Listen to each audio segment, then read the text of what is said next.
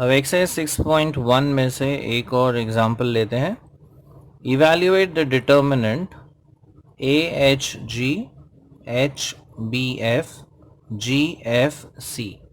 तो फिर से हम इसे इवैल्यूएट करेंगे अलोंग R1। तो पहला एलिमेंट जो है R1 का वो है A। अगेन इसका first row and first column हम ओमिट करते हैं, so we are left with the determinant B F F C.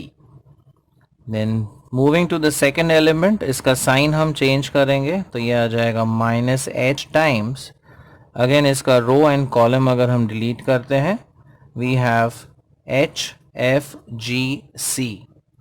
So H F G C and the third element plus G times, again इसका row and column हम delete करते हैं, so we have H B G F.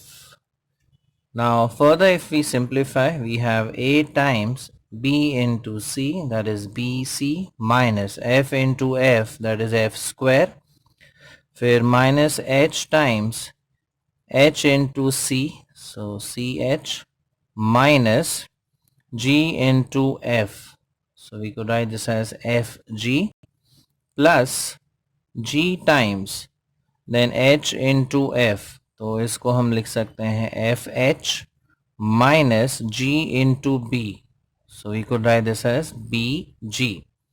Now if you open the brackets, we have ABC minus AF square minus CH square minus into minus ये हो जाएगा plus FGH plus G into FH is again FGH minus BG square. So finally we have ABC. अब FGH दो बार आ रहा है यहाँ पर, so this becomes plus 2 times FGH, then minus AF square minus BG square minus CH square.